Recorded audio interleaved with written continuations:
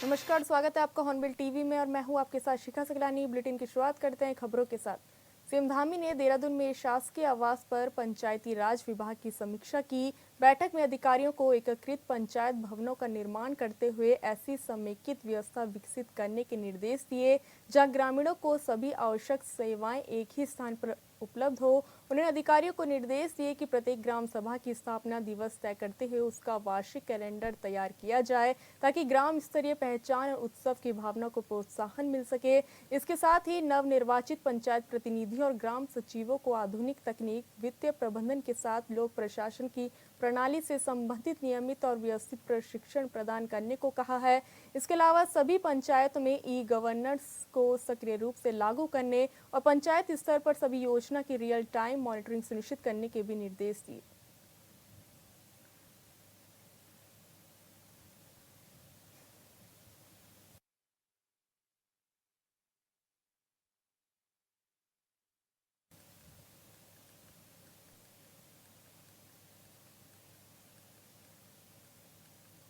सचिवालय में सीएम धामी ने आवास विभाग के अधिकारियों के साथ बैठक की, जिसमें उन्होंने अधिकारियों को प्रधानमंत्री आवास के अंतर्गत ईडब्ल्यूएस आवासों का अनुचित लाभ लेने वाले अपात्र व्यक्तियों के खिलाफ सख्त कार्रवाई करने के निर्देश दिए। इसके साथ ही उन्होंने अधिकारियों को प्रदेश के प्रस्तावित विभिन्न मास्टर प्लानों को शीघ्रता से पूर्ण करने, शहरों की धारणा क्षमता का वैज्ञानिक आंकलन अनिवार्य रूप से सुनिश्चित करने और विभागीय नोडल जिम्मेदारियों को स्पष्ट रूप से निर्धारित करने के निर्देश दिए। सीएम ने कहा, ये सुनिश्चित किया जाए कि शहरी क्षेत्रों में निर्माण कार्य केवल प्राधिकरण की तरफ से स्वीकृत नक्शों के अनुरूप ही कराया जाए। भवनों के हाउसिंग व सोसाइटी निर्माण में वाटर हार्वेस्टिंग और हरित क्षेत्र को अनिवार्य रूप से सम्मिलित किया जाए। अधिकारियों को पर्वतीय क्षेत्रों में 2 नए नगरों के विकास के लिए कार्य योजना तैयार करते हुए इन्हें स्पिरिचुअल जोन से जोड़ने और जनसंख्या के अनुपात में प्राप्त पार्किंग सुविधाओं के निर्माण कार्यों में तेजी लाने के निर्देश दिए।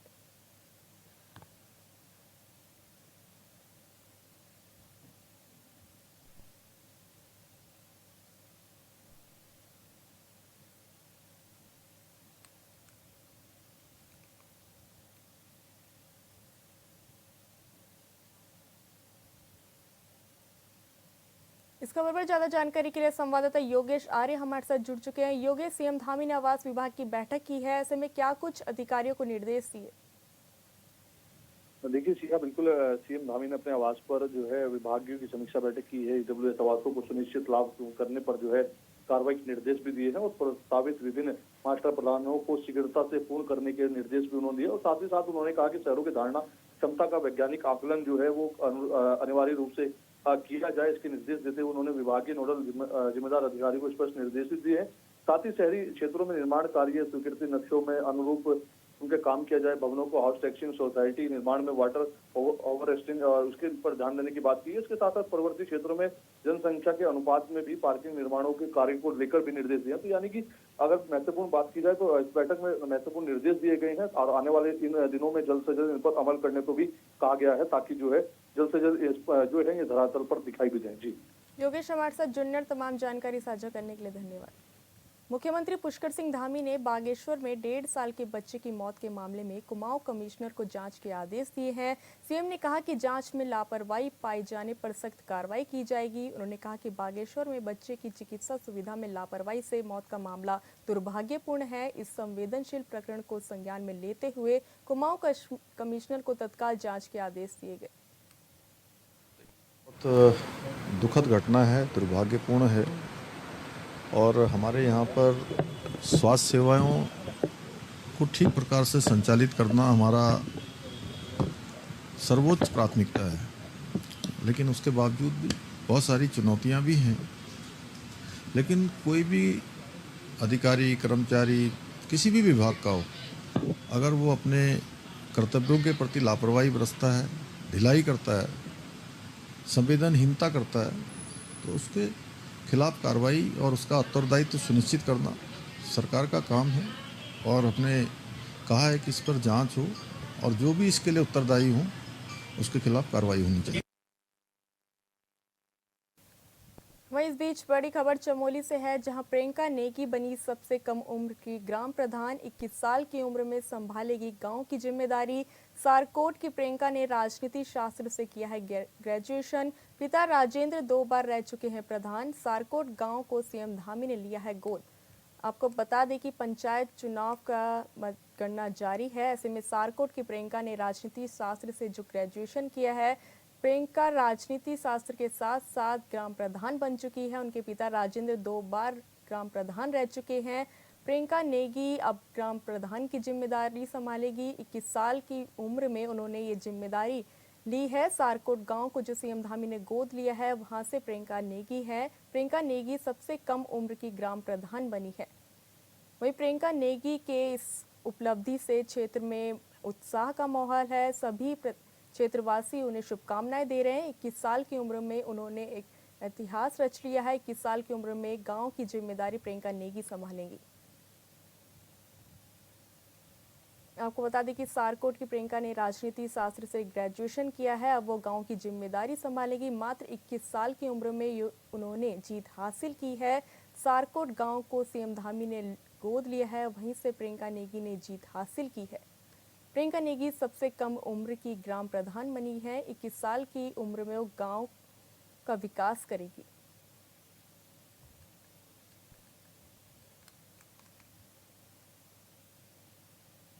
आपको बता दें कि सारकोट की प्रियंका ने राजनीति शास्त्र से ग्रेजुएशन किया है। उनके पिता भी 2 बार ग्राम प्रधान रह चुके हैं। अब 21 साल की उम्र में वो गांव की जिम्मेदारी संभालेंगी और गांव का विकास भी करेंगी। वहीं गांव वासियों में खुशी का माहौल है। सभी प्रियंका नेगी को इसके लिए शुभकामनाएं दे रहे हैं। पिता राजेंद्र 2 बार ग्राम प्रधान रह चुके हैं। अब प्रियंका नेगी गांव की जिम्मेदारी संभालेगी। ऐसे में 21 साल की उम्र में उनके कंधों पर बड़ी कमान है और बड़ी जिम्मेदारी उनके कंधों पर। ऐसे में 21 साल की उम्र में गांव की जिम्मेदारी प्रियंका नेगी संभालेगी।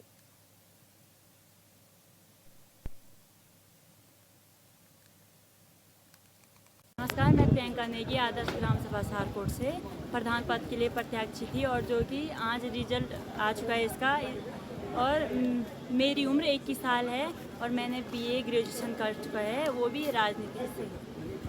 तो आपकी अपने क्षेत्र के लिए क्या प्राथमिकताएं रहेंगी? सबसे पहले मैं अपने गांव के विकास के बारे में बोलती हूँ। हमारे गांव में पहले इतनी सुविधाएं नहीं थी, इतनी जो आज मुख्यमंत्री ने दी है हमारे गांव को, इतनी सारी सुविधाएं नहीं थी। मैं अपने गांव के सबसे पहले अपने गांव के महिलाओं को जागरूक करना चाहूँगी कि वो हर क्षेत्र में आगे बढ़े, पुरुषों की तुलना आगे बढ़े। बीजेपी प्रदेश प्रवक्ता विपिन कैंथोला ने 1 अक्टूबर से उत्तराखंड समेत हिमालय क्षेत्र में प्रस्तावित जातिगत जनगणना को लेकर प्रतिक्रिया दी। उन्होंने कहा कि जातिगत जनगणना एक लंबे समय से मांग का विषय रही है और अब समय आ गया है कि ये प्रक्रिया पारदर्शी ढंग से की जाए। 2011 के बाद से अब तक समाज में कई नई परिस्थितियां और वर्गीय संरचनाएं उभरी है, जिन्हें दर्ज करना जरूरी है। कैंथोला ने कहा कि इस जनगणना के जरिए सीमांकन और आरक्षण जैसी व्यवस्थाओं को लेकर स्पष्ट तस्वीरें सामने आएगी। इससे भविष्य में विधानसभा और लोकसभा में आरक्षण की सीमा भी नए सिरे से तय की जा सकेंगी। उन्हें विश्वास जताया कि ये जातिगत जनगणना सामाजिक न्याय और प्रतिनिधित्व को और ज्यादा प्रभावी बनाने की दिशा में एक महत्वपूर्ण कदम साबित होगी।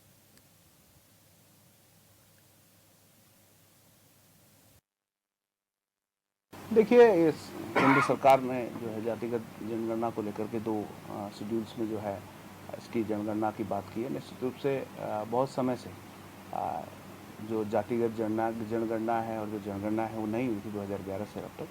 तो बहुत सारी चीज़ें इससे निकल के आएंगी और जो बहुत सारी हमारे जैसे सीमांकन है और आरक्षण है, पंचायतों में है, विधानसभाओं में है या अन्य जगहों पर जो आरक्षण होने होते हैं, इन सब आरक्षणों को लेकर के भी जो है वो इन जनगणनाओं से तस्वीर साफ होगी। आने वाले समय में डिलिमिटेशन भी होना है विधानसभा, लोकसभाओं में और अन्य जगहों पर। इन सब चीज़ों को इस जनगणना से और बेहतर किस प्रकार से हम कर सकते हैं, इन सब चीज़ों पर आने वाले समय में बहुत बेहतर होगा। विकासखंड हल्द्वानी में खेड़ा ग्राम सभा से निर्दलीय प्रत्याशी लीला बिष्ट ने बीजेपी प्रत्याशी को पराजित कर जीत हासिल की है। उन्होंने कहा यह जीत क्षेत्र की जनता की जीत है। उनकी प्राथमिकता क्षेत्र में तेजी से विकास कार्य करवाना होगा। उन्होंने भरोसा दिलाया कि जन समस्याओं का प्राथमिकता के आधार पर समाधान किया जाएगा। वहीं उप जिलाधिकारी ने बताया कि मतगणना पूर्ण रूप से पूरे नैनीताल जिले में शांतिपूर्ण से कराई जा रही है। किसी भी प्रकार की कोई अप्रिय घटना की सूचना नहीं है।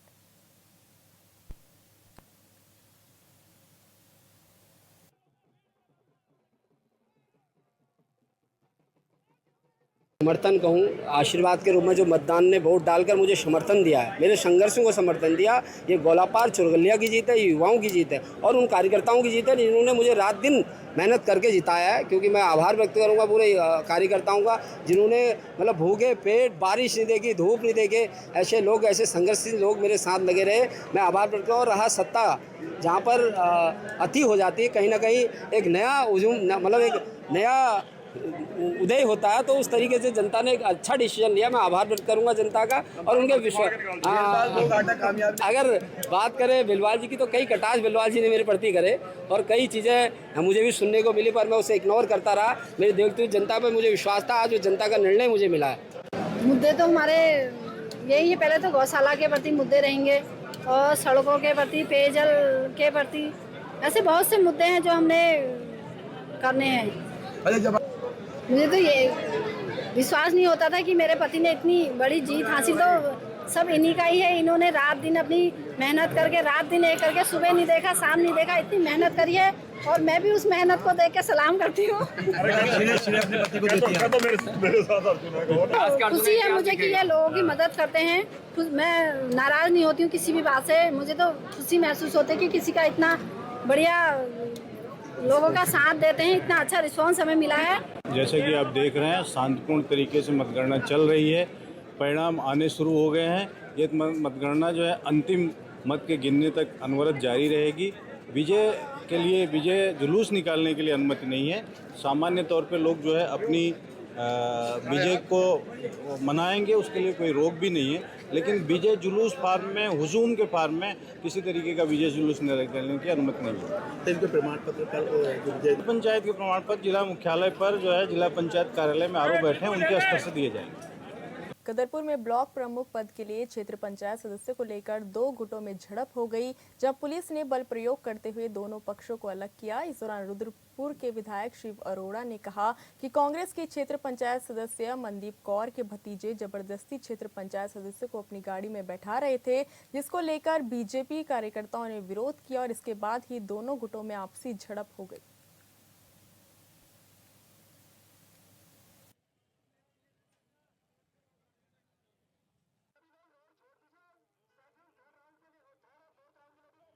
किसी भी अरविंद पांडे या शिव अरोड़ा का यहाँ कोई गुट नहीं। हाँ, इतनी घटनाक्रम जरूर है यहाँ पर। भारतीय जनता पार्टी के कार्यकर्ता प्रीत ग्रोवर, जिनकी पत्नी गिरधर नगर से ज्योति ग्रोवर चुनाव बीडीसी का लड़ रही है, सहज रूप से अभी तक की चर्चा के अनुसार वो ब्लॉक प्रमुखी के भी भारतीय जनता पार्टी के कार्यकर्ता के रूप में उनका नाम चल रहा। वो मतगणना स्थल से, क्योंकि ज्योति ग्रोवर के पति हैं, मतगणना अभिकर्ता है, वो शांतिपूर्ण तरीके से वहां से बाहर निकलते हुए नजर आ।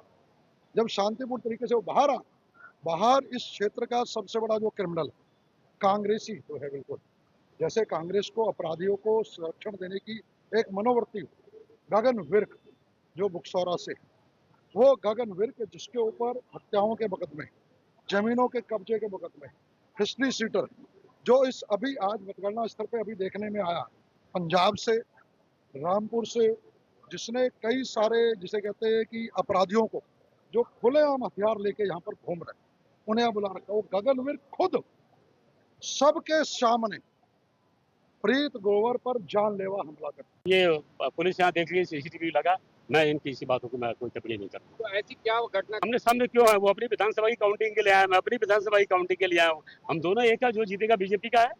चर्चा का विषय बनाया कि जो ब्लॉक प्रमुख को लेके अरविंद पांडे का गुट अलग है, शिवराज का गुट नहीं, अलग है। देखिए यहाँ कोई गुट नहीं है। और देखो, हम किसी रिश्तेदार की बिरादरी के लिए काम नहीं कर रहे। हम यहाँ भारतीय जनता पार्टी को जिताने के लिए, और सब लोग जीतेंगे, उनको शुभकामनाएं, बधाई देने के लिए। जो जीतेगा वो भी हमारा है, जो हारेगा वो भी हमारा है। तो लोकतंत्र है, छोटा चुनाव है। इसके लिए कोई ऐसी गुटबाजी नहीं, कोई पार्टीबाजी नहीं, सब एक यहाँ पर। आपने कई बार आवेदन किया कि निष्पक्ष चुनाव होगा, लेकिन अंत में जो लाठीचार्ज करने का एडिक्ट को इसलिए हुआ ना। देखिए, चुनाव निष्पक्ष हुआ है, कोई उंगली नहीं उठा सकता। काउंटिंग भी अंदर बहुत ईमानदारी से चल रही है। कुछ लोग स्वार्थी लोग होते हैं जो चाहते हैं कि प्रभावित करना, लेकिन मैं प्रशासन का, शासन का धन्यवाद देना चाहता हूँ कि सब लोगों ने ईमानदारी से अब तक जो काउंटिंग हो रही है, अंदर से मैसेज आ रहा है, बहुत ईमानदारी से काउंटिंग। आपको बता दें कि जहां एक तरफ पंचायत चुनाव को लेकर मतगणना हुई, तो वहीं गदरपुर में क्षेत्र पंचायत सदस्य को लेकर विवाद गर्मा गया। दो गुटों में आमने सामने झड़प हो गई। पुलिस ने बल प्रयोग कर मोर्चा संभाला। आपको बता दें कि जहां एक तरफ पंचायत चुनाव को लेकर मतगणना हुई है, ऐसे में गदरपुर में दो गुटों में आपसी विवाद को लेकर झड़प का मामला सामने आया है। जहां क्षेत्र पंचायत सदस्य को लेकर विवाद गर्मा गया, पुलिस ने बल प्रयोग कर मोर्चा संभाला और स्थिति को शांत करने की कोशिश की। आपको बता दें कि गदरपुर में क्षेत्र पंचायत सदस्य को लेकर दो गुटों में विवाद हो गया। विवाद इतना बढ़ गया कि पुलिस को हस्तक्षेप करना पड़ा और बल प्रयोग कर उन्होंने मोर्चा संभाला। आपको बता दें कि क्षेत्र पंचायत सदस्य को लेकर गदरपुर में विवाद हो गया। दो गुटों में आमने सामने झड़प हो गई। पुलिस ने बल प्रयोग कर मोर्चा संभाला और स्थिति को शांत किया।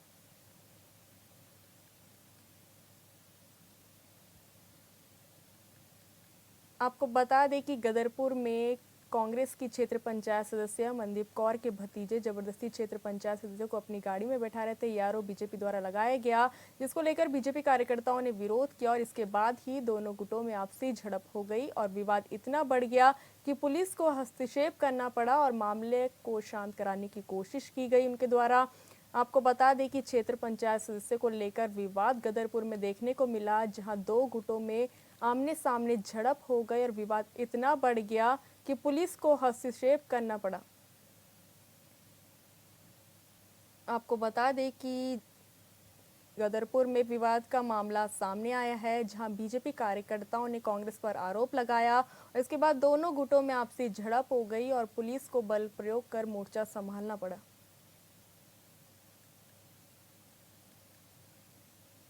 आपको बता दें कि जहां एक तरफ पंचायत चुनाव को लेकर मतगणना की गई, कई जगहों पर मतगणना हुई है, ऐसे में क्षेत्र पंचायत सदस्य को लेकर गदरपुर में विवाद हो गया।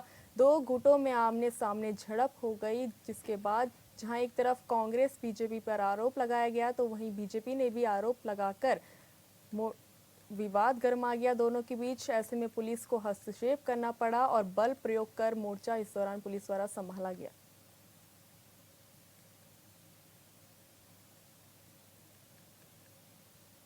आपको बता दें कि गदरपुर में क्षेत्र पंचायत सदस्य को लेकर विवाद गर्मा गया, जहां दो गुटों में आमने सामने झड़प हो गई। पुलिस को मौके पर बल का प्रयोग करना पड़ा और स्थिति को शांत करने की इनके द्वारा कोशिश की गई।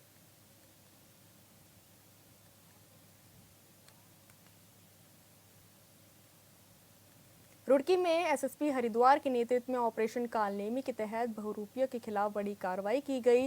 धर्म का चोला ओढ़कर लोगों को तंत्र मंत्र और ढोंग के जाल में फंसाने वाले 44 फर्जी बाबाओं को पुलिस ने धर दबोचा। ये कार्रवाई हरिद्वार के सिटी से लेकर देहात तक कई थाने क्षेत्र में एक साथ की गई। गंगनहर कोतवाली क्षेत्र से 24, मंगलौर से 11, पिरान कलियर से 6, भगवानपुर से 2 और खानपुर थाना क्षेत्र से एक बहुरूपिया बाबा को गिरफ्तार किया गया। पुलिस ने संदिग्ध पाए गए लोगों को कानूनी प्रक्रिया के तहत हिरासत में लिया। इस संबंध में एसएसपी प्रवीण डोभाल ने कहा कि अभियान मुख्यमंत्री के निर्देश पर चलाया जा रहा है, जिसमें पिछले 20 दिनों में अब तक हरिद्वार में कुल 1442 लोगों को चिन्हित कर वेरीफाई किया गया। 87 के खिलाफ कार्रवाई की गई।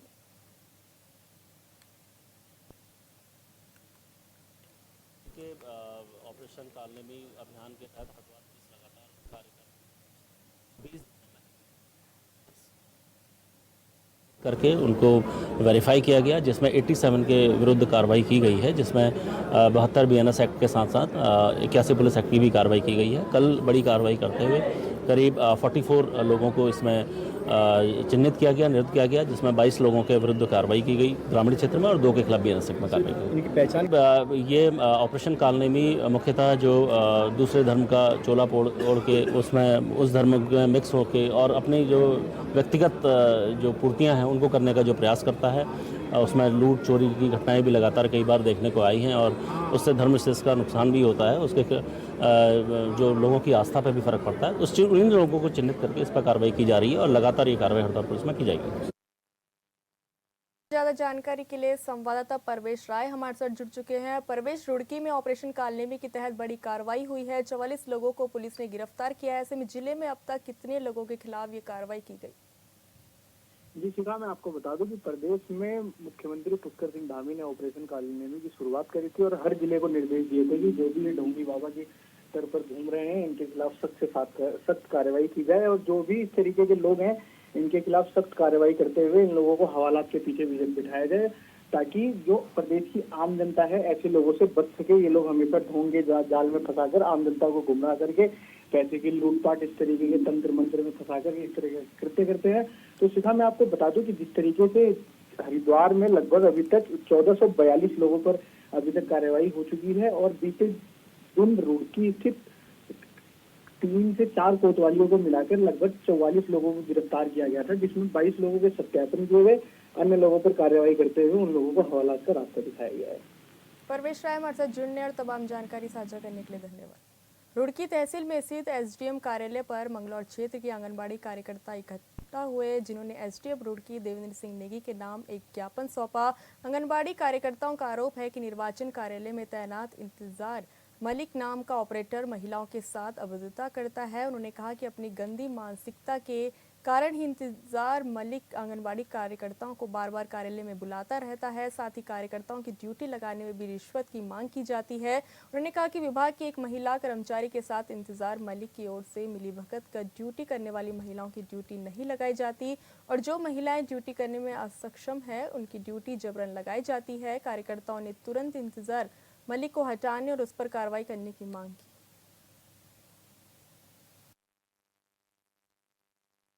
कौन है आप और क्या समस्या आपके सामने आ गई? सर, मेरा नाम इसलिए लगा है और मैं आंगनवाड़ी कार्यकर्ता हूँ मंगलौर से और हम यहाँ पर अपनी समस्या लेके आए हैं आज, क्योंकि हमारी सभी जो बीएलओ बहनें हैं जो निर्वाचन का कार्य करती हैं वो सब जो इंतजार मलिक है यहाँ पर निर्वाचन विभाग के कंप्यूटर ऑपरेटर है वो, और वो हमें जो भी ड्यूटी वगैरह आती है उन्हीं के थ्रू आती है।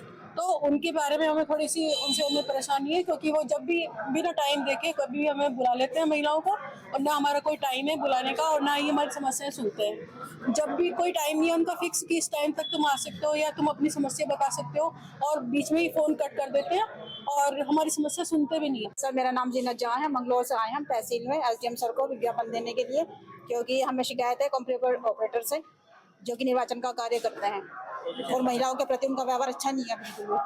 किस तरह का बदतमीजी करते हैं? बिना किसी समय देखे ही बुला लेते हैं, अभी शिकायत मिली है। जी सर, ये तो है ही कि बिना समय के बुला लेते हैं। देखिए, महिलाएं हमें घर के बहुत सारे काम होते हैं, छोटे छोटे हमारे बच्चे हैं, उन्हें न शाम का पता न सुबह का पता। दूसरे उनका अपना काम होता है, किसी भी समय बुला लेते हैं, और अगर हमारा काम होता है तो हमारे तरफ देखते भी नहीं है बच्चे। हम चाहे 1 घंटा खड़े रहें उनके पास। और सर, महिलाओं के प्रति मतलब कहने का उन्हें पता नहीं है कि मैं क्या बोल रहा हूँ। अभी हमारी एक बहन का बच्चा बीमार था, उसने फोन किया कि सर मैं काम नहीं कर पाऊंगी, तो कहने लगे जी क्या प्रॉब्लम है? कहने लगे जी मेरा बच्चा बीमार है, उसे 2 महीने का रेस्ट बताया है। तो कहने लगे नहीं 2 महीने छेड़ने का मतलब है। बताइए बात पकड़ने की या छेड़ने का? नहीं, छेड़ने का क्या मतलब है? ये वर्ड बोले हैं कि छेड़ने का। तो जो आपने एसडीएम साहब से आज शिकायत की है वो शिकायत में लिखी है बात ये? जी सर, जी। क्या चाहती हैं आप? सर, हम चाहते हैं कि नए ऑपरेटर की जगह हमें दूसरा ऑपरेटर दिया जाए, तभी हम अपना काम सुचारू रूप से कर सकते हैं, नहीं इसके बिना हम काम नहीं कर सकते। फिलहाल इस बुलेटिन में इतना ही। आप देखते रहिए हॉर्नबिल टीवी। नमस्कार।